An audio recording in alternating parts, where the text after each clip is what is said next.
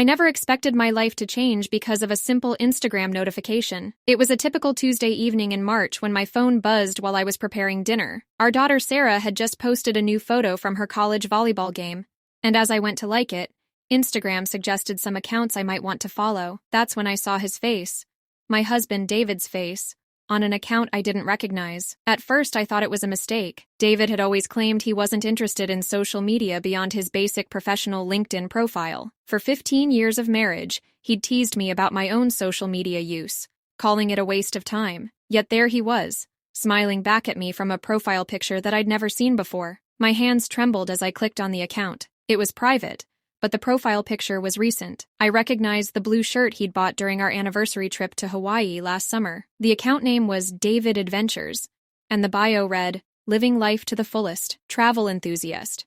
What happens on the road, stays on the road." I felt sick to my stomach. David had been traveling for work 3 or 4 times a month for the past 2 years since his promotion. He was a sales executive for a pharmaceutical company, and I'd always supported his career.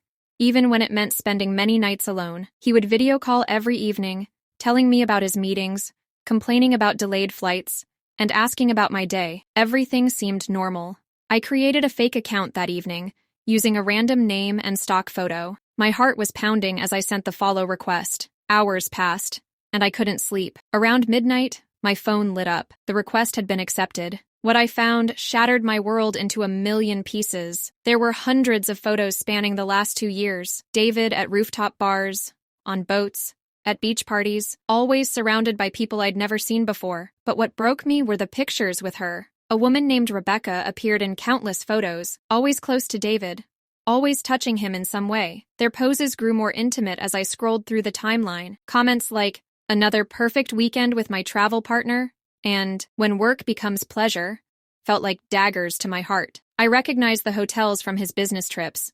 Chicago, Miami, San Francisco, places where he'd told me he was stuck in boring conferences or meeting with clients. Instead, he'd been living a completely different life. There were even photos of them celebrating his birthday last year, the same day he'd told me he had to skip our family's celebration because of an emergency client meeting. The worst part wasn't just the betrayal, it was the happiness in his eyes. In these photos, he looked carefree, young, adventurous, so different from the tired businessman who came home complaining about work stress and falling asleep on the couch. I spent hours going through every post, every comment, every tagged location, torturing myself with the details of his parallel life. I found Rebecca's real profile too. She was a pharmaceutical rep from another company, younger than me by a decade. Her profile was full of motivational quotes about living life without regrets and finding unexpected love. I wondered if she knew about me, about our daughter in college, about our 15 years of marriage. For a week, I said nothing. I watched him pack for another business trip, kiss me goodbye,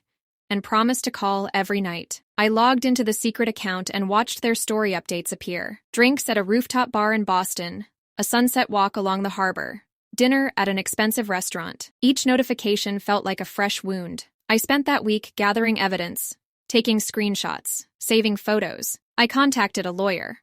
I checked our bank statements and found transactions I'd never questioned before. Expensive restaurants, hotel upgrades, gifts from luxury brands, all hidden under the guise of business expenses. When David returned home, I didn't confront him immediately. I waited until Sunday dinner, our weekly family tradition when Sarah would usually join us on video call from college. As we connected with her, I could see the guilt in his eyes when she asked about his recent business trip, and he gave his practiced responses about meetings and client dinners. After the call, I simply handed him my phone with his Instagram profile open. The color drained from his face. For a moment, he tried to deny it, claim it was a fake account, a prank. But as I scrolled through the photos, showing him the evidence of his double life, he fell silent. "How long have you been following?" he finally asked, his voice barely a whisper. "Long enough," I replied. "Long enough to know that while I was here maintaining our life, supporting your career, you were building another one. Long enough to know that Rebecca isn't just a colleague." He broke down then.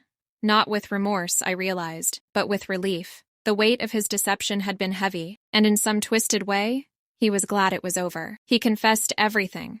How it started as harmless flirting at conferences, how Rebecca made him feel young again, how one lie led to another until he was living 2 separate lives. I listened calmly, thinking about all the nights I'd waited up for his calls, all the times I'd defended him to our daughter when he missed important events, all the years I'd put his career first. The anger would come later, But in that moment, I felt nothing but a profound sadness for the life we'd built and lost. The divorce proceedings started the following week. Sarah was devastated when we told her, but I saw something in her eyes, a recognition of patterns she'd noticed but never spoke about, questions she'd had but never asked. David moved out immediately, and last I heard, he and Rebecca had made their relationship Instagram official. It's been a year now. Sometimes I still check that Instagram account, not out of pain or jealousy anymore, but as a reminder. A reminder that while social media can reveal secrets, it's the lies told face-to-face that hurt the most. A reminder that the person you share your life with might be sharing another life with someone else. But mostly, it's a reminder that I'm stronger than I ever knew, and that starting over,